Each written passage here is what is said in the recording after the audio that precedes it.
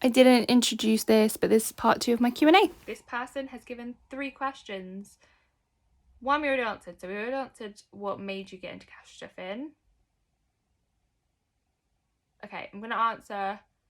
I don't think I've answered one yet. So, what are the struggles you find with the cash stuffing method? Okay, so, like I've mentioned previously, I'm not perfect. I fall off a bit. Sometimes I think, screw it, I really want, I don't know, a new pair of Crocs. So that's just going to come out of my savings. And it's easy to, I think, for me personally, I find it easier to do that because I have backups, if that makes sense, have fallbacks. It's not just everything's out in cash. I think that is one of the things as well. Cash helps so much because you're physically having to give it up and give it over, and you can physically see this is how much I've got left, etc. Yes, you can do that with a bank account because you can see exactly how much money you have, but tapping away and pressing pay with PayPal or Apple Pay or whatever it is, it's so much easier and you're more disassociated with the fact that you've just spent your own money. Let's be honest. So I think that is one of the things I find tough. Also, if we're talking about just having cash, that can be a problem sometimes because sometimes people don't want to take cash. I know when I go for a coffee before work, they will only take card. So I know not to have just coffee money in money format, cash format. So stuff like that. What is your favourite social media app? So, this is a hard one because obviously I go on quite a few. I'm not even going to lie about it. But at the minute, I love interacting with you guys on Instagram and scrolling through. But I have to say TikTok takes up a lot of my time. When people first started talking about TikTok, I was like, oh my gosh, why is everyone addicted to this? You're just watching people dance. But it's highly addicting, especially when they get an algorithm of what you like to watch and view. And I need to be better on it at posting for sure. So I will leave my TikTok down below. It's literally just my name. But I'd say at the minute it's TikTok for sure. Said, I would like to know, do you celebrate whenever you complete one of the big budgeting goals?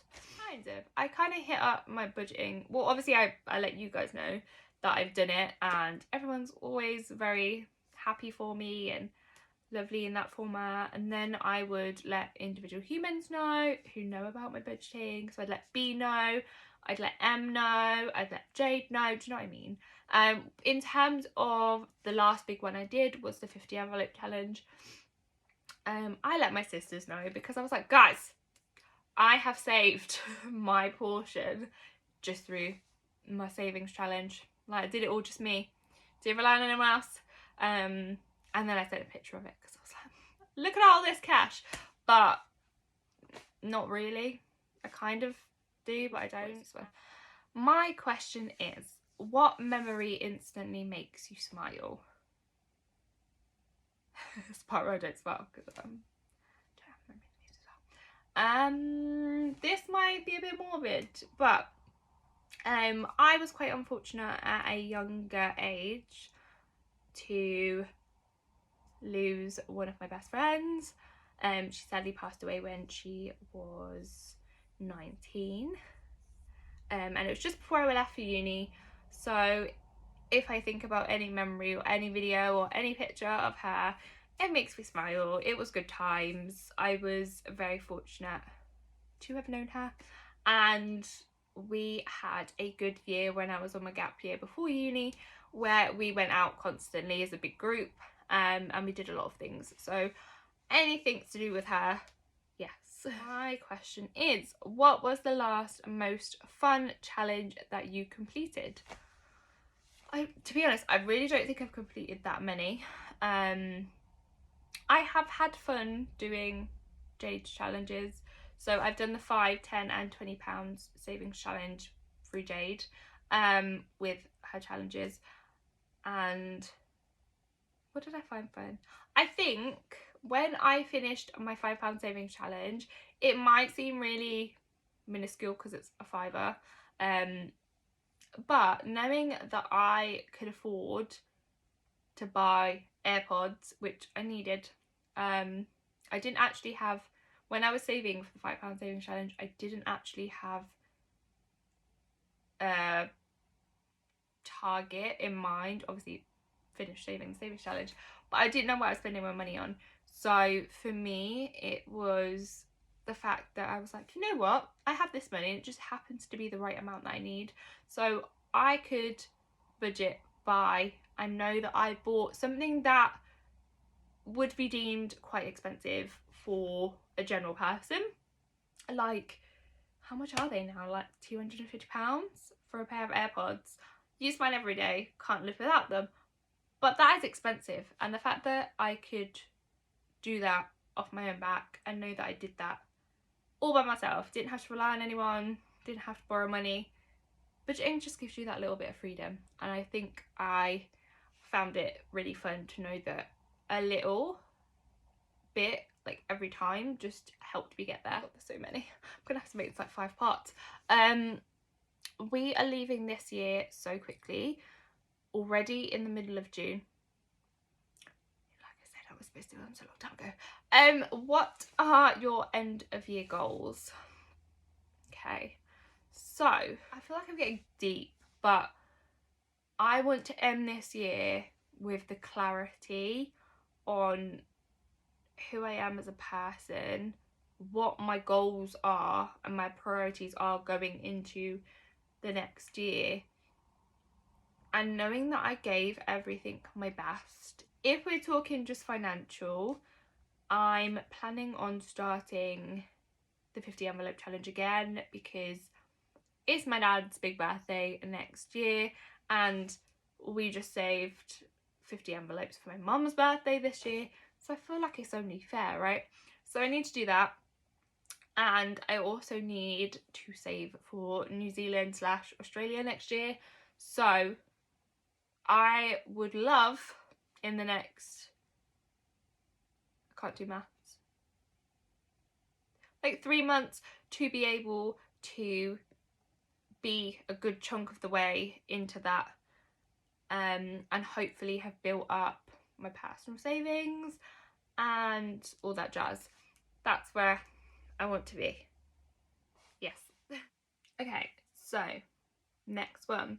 How do you stay disciplined and motivated to stick to a budget? So for me, my budget will always, so I tend to try and save for things. So obviously I really want that thing usually, or it's not for me, it's someone else. So seeing it for someone else, or whether it's like a birthday, so I know that I want to save £50 for the month for someone's birthday. I don't mind, if needs be, giving up a coffee, whatever, just to make their day better. Or I don't mind maybe not buying any clothes this month because I need to put money towards Black Friday, and that's more important because that will be things that I will actually really want. A lot of the stuff is, for me, I base it more on wants versus needs. So just because I want to sit down and have a coffee every day, is it greater of a priority than giving someone an awesome birthday? It's not all materialistic, I know, but it's just things like that. I have said it before, I'll say it again, I'm not perfect. It's hard sometimes to be disciplined, especially depending on who you surround yourself with. At work, everyone's buying donuts and coffee and all that kind of stuff, and it's easy to slip into, I'll just get a donut today, I'll just get this, that. It's just, I think, just being real with yourself, but it's not always easy, and I'm not going to pretend it is. Can you share any personal experiences where budgeting has had a significant impact on your financial well-being. Okay. One thing I did realise once I started budgeting, so I started budgeting obviously when I moved from London. Pre-London, I was technically not salaried at my job. I was hourly, but I knew that obviously I had a minimum hour contract. So I knew worst case scenario what I'd get versus what I got. And I'd always offer additional time, overtime, that kind of thing.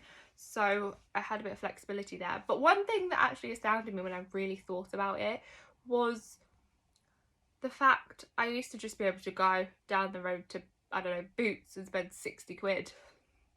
How was I doing that? I didn't have a salary or anything. Like, how was I able to do that? I don't know. It actually blows my mind. But being able to pay for my parents to go on a cruise, that felt really good. Being able to do little things like that, being able to treat my parents to a meal because I've planned ahead of time and budgeted that money for that, and knowing that I can do that without struggling, that makes me feel good. It helps my well-being. I don't know if that's what you meant. That's how I took it. Let me know if you didn't. How do you balance saving money with enjoying life and treating yourself occasionally? I think it's a really hard task to do, so I'm not at all saying it's easy to do this, because it's definitely not, and I've definitely had months where I've spent way more than I saved, and sometimes it's not always a great result. Sometimes it's like, I did actually need those shoes, but I bought them. I could have had that money in the bank. I think a lot for me is about planning ahead. So I try to book in certain things. I will have a set envelope, like I have my, it's now considered nights out, but it's technically in my social envelope. So I have that money there. I also try to make sure that I budget for me, so that if I do want something, I have that money there and it's not just coming from somewhere where I don't have it. I hope that answered your question. What are some common misconceptions or myths about budgeting that you'd like to debunk? I can't really think of many. Like I said, I haven't pre-read any of these questions. Also, I'd like to also apologise for the lighting. I'm using natural light behind me and I've realised we've gone very dark, so apologies. But I think one thing people always think is if you're on a budget, you can't do anything. You can't spend any money. You're literally just saving because you can't afford stuff.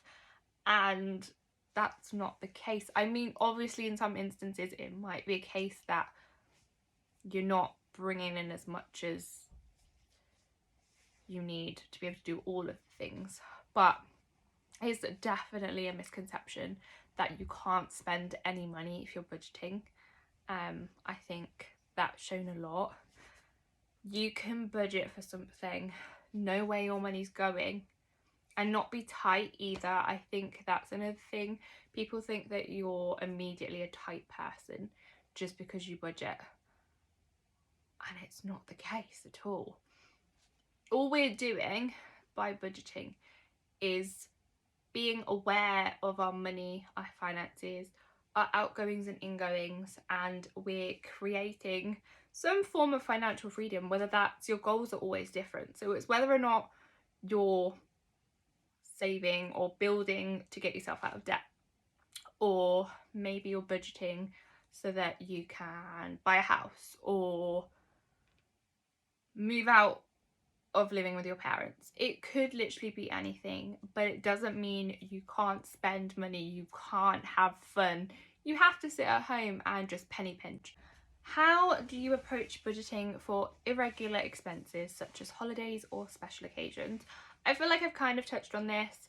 I plan as much as possible. So, example, I mean, this wasn't really a plan. I hit up my friend and was like, you love traveling, I need someone to go to New Zealand with. She was like, if we do New Zealand, we're doing Australia. I was like, fine.